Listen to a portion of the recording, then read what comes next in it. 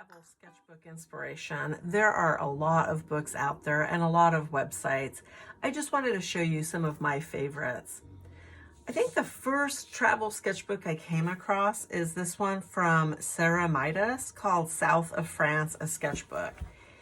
And I was really struck by the simplicity of these sketches. There is a lot of writing, but not on every page. It's really charming, and it just feels like a quiet, intimate look into her trip into the south of France. This book is pretty old. I bought it in 1990 when it came out. And she has just short little remarks, not even on every page. And I'll flip through it pretty quickly, capturing a little view, thoughts, April. Look at these cute little thumbnail sketches. These are done pretty small, and this becomes a collection page, maybe a spread that she's dedicated to just capturing little homes that she sees throughout her trip.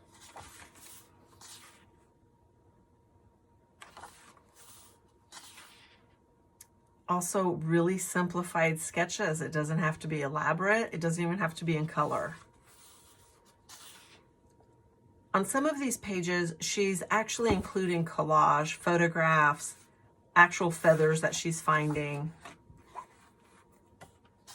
And then this collection of thoughts of things that happen on different days in May. It doesn't even have to be May of her year. For example, here she's talking about something that happened on the 21st of May in 1854. It's a fun way to explore the history of your trip. Espadrilles. So when I came across this sketchbook, it was one of the first I had found, and it was really eye-opening to me. What a great way to travel. Before this, I had spent all my money on cameras, and in this day and age, in the 90s, I was taking rolls of film with me on all my travels and then coming back and having them printed into slides or photographs. And the truth is, I barely looked at them after I took them and had them printed. The idea of capturing my travels in a sketchbook like this was really new to me at that point. Since then, I've come across some really wonderful books. This one is called My Italian Sketchbook by Florine.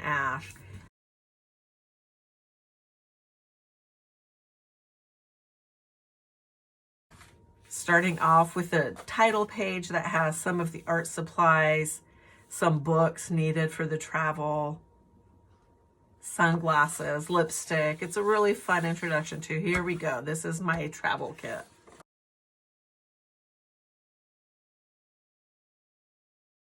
Map, lots of thoughts. And then some of these sketches are quite elaborate. Really beautiful.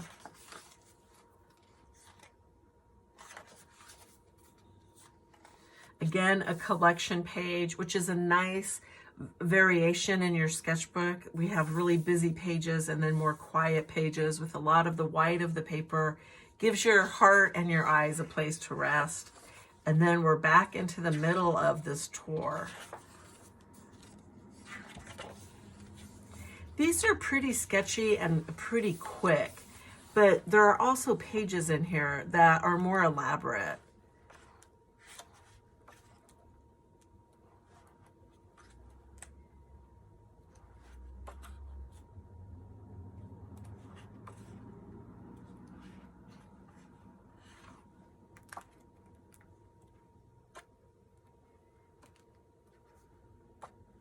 I also came across this whole series of books. This is The Garden of Paris.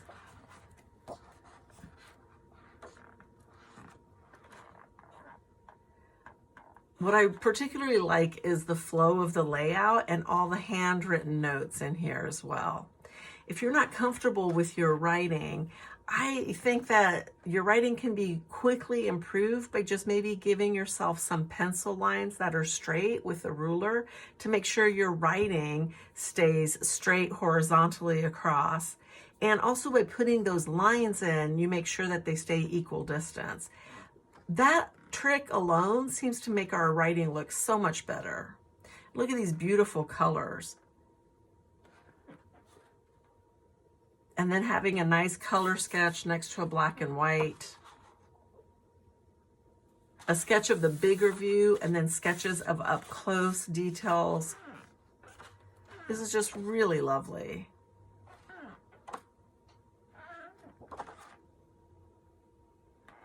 The idea of having a big pencil sketch and then just adding color to one spot. There's a lot of ideas to be gleaned out of looking at other people's sketchbooks.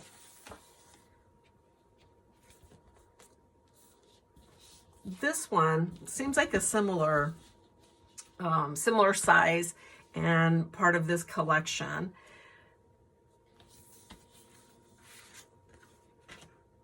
Just stunning. A London sketchbook. Of course, if you're drawing this level of detail, you wouldn't expect to get this finished during your trip. There's always the dilemma of, do I want to stay back and sketch, or do I want to move on and see the next new thing? And you'll figure that out for yourself. I found that I've slowed down quite a bit on my travels so that I can spend more time sketching. However, I can't spend all my time sketching, or I would only see 2 or 3 things a day. So often I will work from photographs later. I try to do a little bit of sketching on the spot, out in the wild, so to speak, because it definitely embeds the memory of the experience more than if I just took a photograph. But in order to really fill up my sketchbook, maybe at a later date, I do take a lot of photos as well.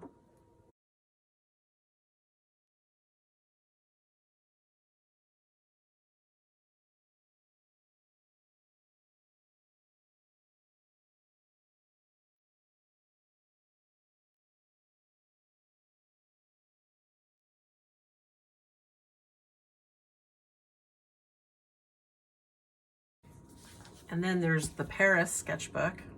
Oh, this cover, just beautiful. Again, I'll flip through it to give you an idea.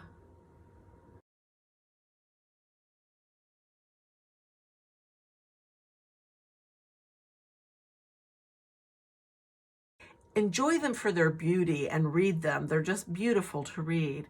But also look at them with an eye to, what are my preferences? What do I like? Do I like the color? Do I prefer black and white? Do I like these sort of more disciplined drawings, more accurate, detailed? Or do I prefer a looser approach? Do I need to do entire buildings, or do I want to zero in on just a window? Just one little detail?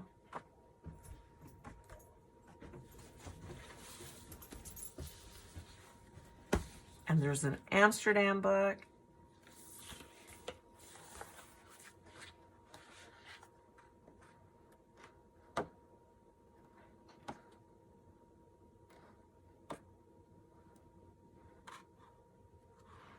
In so many areas of our life, we have to be perfect. And I think it would be stressful to travel with a sketchbook if you bring that expectation to your sketchbook as well. Try to make your sketchbook an area where you also get to explore colors, explore your approaches. Not every page needs to be perfect. Not every page has to be frame worthy or book published worthy. It just has to capture a moment in your trip. Oftentimes I've been dissatisfied with a page while I'm out having my trip. Let's look at this Venice one. And then I come home and I'm so glad I left that page in the sketchbook, because even though I may not be happy with the sketch, it totally brings me back to sitting in that square or having that ice cream. And it is really about capturing your experiences.